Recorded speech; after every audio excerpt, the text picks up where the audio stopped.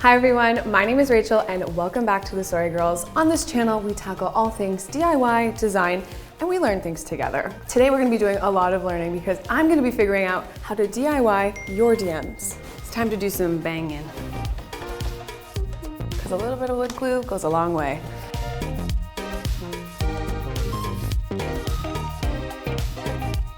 Let's begin.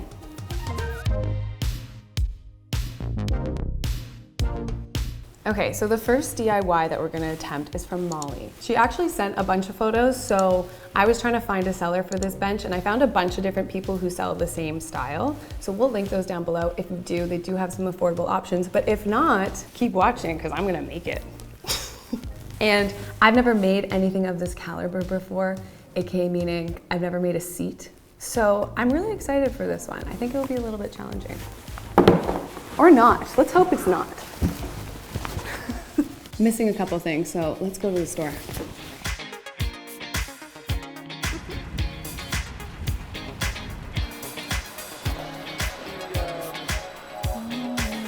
It smells so good in here. I love it.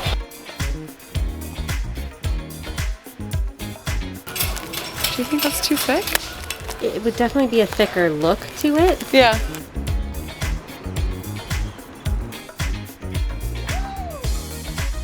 Ah, whoa.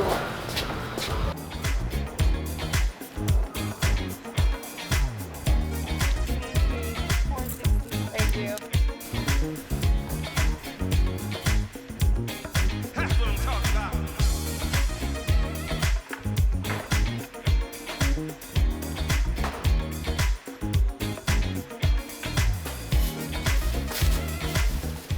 How about we do? Yeah, you should. How do I leave? Get me out of this parking lot right now. Back from the store. If I had time on my side, I probably would have ordered this online, which is twine. And you can get sisal twine or jute twine. I do like the color of the jute twine better and actually matches the stool more, but this sisal twine was a bit thicker and that mimics the stool we're trying to create. And to make the stool, I'm using dowels. I've found 2-inch dowels and 7/8 of an inch dowel. First step, I'm gonna cut my 2-inch dowel into 12-inch pieces. Okay, so my 2-inch dowel specifically is 48 inches and I want this stool to be a foot high. So I'm gonna use a miter saw to do this. You can also use just like a regular circular saw, but I really want these cuts to be as straight as possible. Nice. Basically, the stool's done. Just kidding, there's a lot more to do. Okay, so the next step, I'm gonna cut all of my 7/8 inch dowels, also into 12-inch pieces each, but instead of cutting just 4 of those, we're cutting 8 because we're gonna have a top row for the bench seat and a bottom row for support. So I have all of my dowels cut, and before we continue, I wanna prep all these dowels. I'm gonna mark 1 inch in on each side, and then I'm gonna sand both ends of the dowel. This way, when we sand it, it will create sort of a taper, and that way we can easily hammer it into our other dowels. Okay, so all my sanding is done. Our middle dowels have all turned into these like little torpedo guys. And I also went ahead and just sanded down our main legs just to give the tops more of an organic shape and the bottom a nice clean taper as well.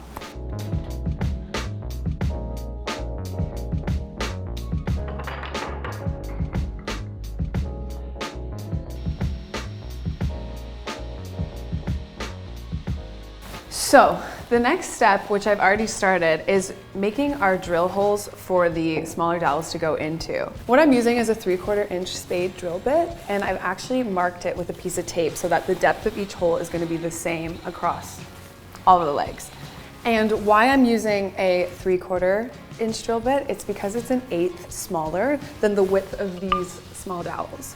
And what that's gonna do, because we created this taper on the end, it's gonna help creating a really snug fit when we like tap these into our legs. It seems legit. Okay, so the next step is gonna be building out 2 halves, and I'm gonna use my dowels and a little bit of wood glue, because a little bit of wood glue goes a long way. It's time to do some banging. Not like that. Apologies to everyone in the office today because it's been a lot of power sanding and it's gonna be a lot of banging. Banging. Is there a better word I could be using? Nah, pound. Okay. Here we have a sweet little bed. This is just to protect our legs and wood glue. I'm gonna use this right angle tool, and this is really helpful just to make sure that the legs are gonna go in completely upright and straight.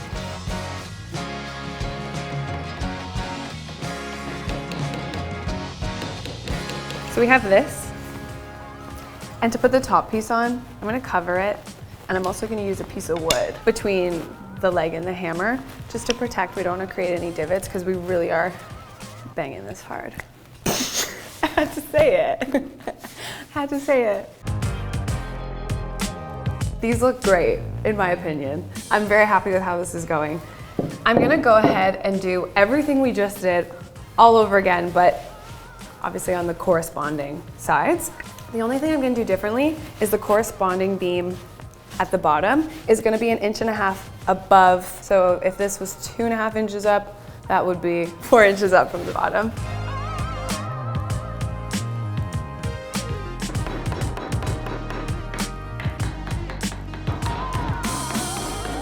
Okay, it's made. She's got a little bit of a wobble, but it's so slight. Nothing like a little felt foot can't fix. I don't know, I'm actually so happy with how it's turned out so far. The next part is gonna be the seat, which we're using this Cecil twine. For this stool seat, it has like a basket weave style. There's so many different ways that you can like weave the tops of these, but this one, this is a good starting point. This is a good first timer. The first thing I'm gonna do is tie a knot. Okay, once you've tied your knot, we're gonna wrap it around.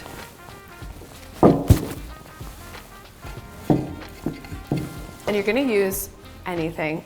Of course, we're using timber here, but it's gonna sit on top of the poles. What this is gonna do is create space so that when we go do the other side, there's a little bit of give that we can actually feed it through. I've done 7 wraps, but I'm gonna do 8.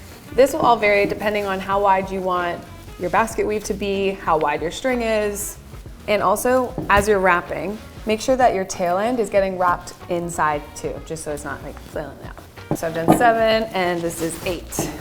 After the 8th wrap, you're gonna wrap it around the pole instead of coming all the way around, and then bring it under, and then wrap it around the other side, and then bring it back around, and we're gonna start our 8 wraps again. So this first pass that we did is actually called the warp, and the next pass on the other side is called the weft, and that's left with a W. And to help us, this spacer is gonna go over, under. And why we did that loop around each side is for this reason. I'm gonna do the same thing on the bottom because this is gonna be a lot more safe and secure if you do the weave on the top and the bottom. So to help us with the next step, we have this thing called a shuttle, and we're gonna wrap our string around it because this is gonna help us literally shuttle the string through. You're gonna flip this up. That gives us more room to get this shuttle through. On the weft side, I'm weaving each strand on the top and flip it over to weave across the bottom. And I'll do this again 7 more times, alternating the weave for every set of 8 strands.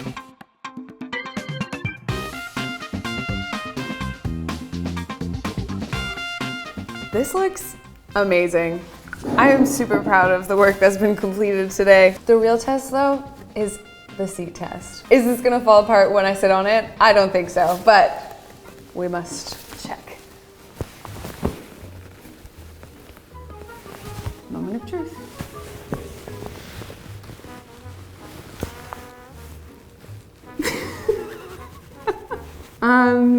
So it works. I feel like that was so underwhelming. I will see you guys tomorrow for another DIY of one of your DMs, but before that, I'm gonna go style this. I definitely have, I already had a huge appreciation for people who made and handcrafted furniture and all that such, but boy, did it grow just a little bit more today. New day, new DIY. Our next DM is from Haley, and she sent us this really cool mirror from Urban Outfitters, and it actually isn't available online anymore, so I'm really excited to try this out. It does look like this was made from like metal piping, but we're gonna try PVC because it's more affordable, it's easier to work with. The PVC piping that I'm using is 1/2 inch. I'm creating a freestanding mirror for a 16 by 58 inch mirror. So it's a tall mirror. And to start, I'm gonna cut down all my PVC pipe, at least for the frame, not so much for the back arm, because we'll get there later. For the sake of the video, I'm not gonna tell you each dimension as I go, but it will be up on our blog, Haley. If you wanna check it out, I do encourage you. I'm using the miter saw to make straight cuts, but you can also do this with a circular saw, or a table saw, or a hand saw. This is absolutely doable with hand tools.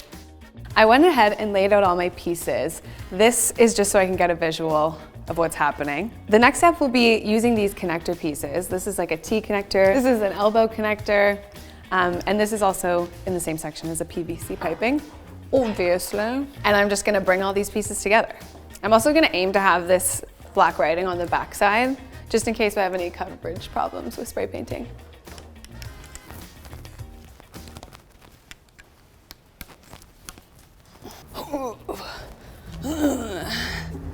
Those sounds are probably weird.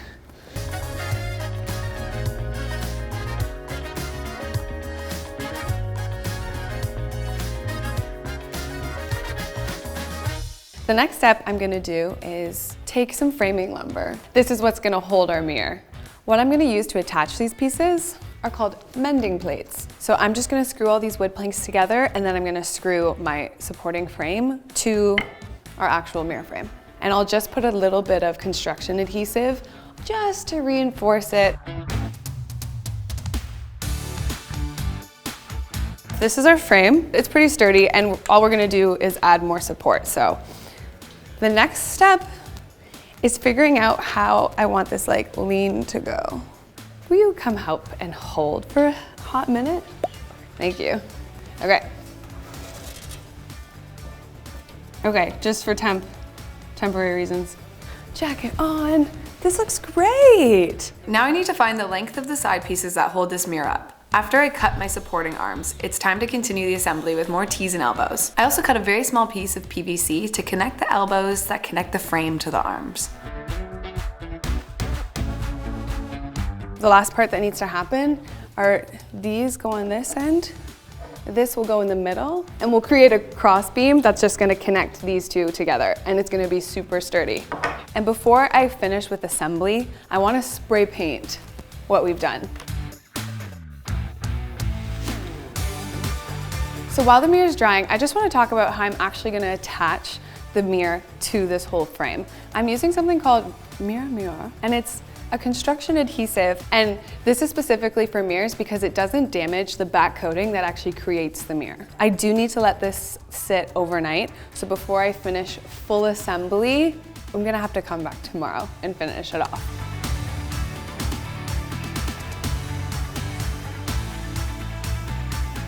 This should honestly be at that cost how much? Because I think this mirror is like $228, and it definitely didn't cost us that much. But this is a DIY in your DMs, it all kind of. Goodbye. Okay. The mirror is totally dry and it's looking really good. We have just a couple more things that I want to do just to finish it off, make sure it's super secure. So I'm gonna let me bring it over. She's looking good. I'm gonna flip it around and just put in this last piece. The reason I didn't attach it all together right away is because I wanted the mirror to be able to dry flat, and also if I need to make any adjustments, I would be able to do that. What you can use is a PVC pipe glue, which is what would hold these all together, or you can just use screws in the back and hold them together that way. I do want to talk about something cool.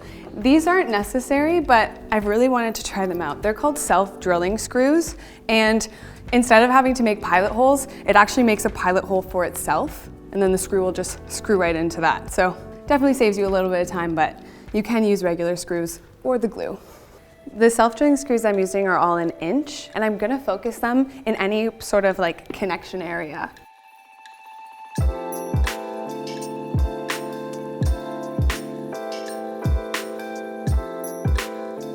finish it off, I hit all the screws with some more spray paint, and let's go see how it looks styled.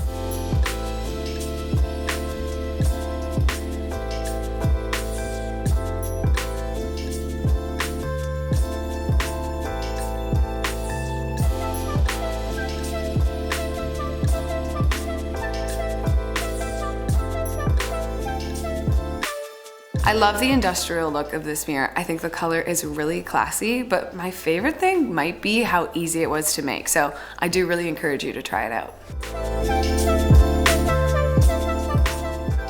Okay, thank you guys so much for watching today's video. I hope you enjoyed me DIYing your DMs. Please keep sending your DIYs to our DMs because we love getting notifications from you guys.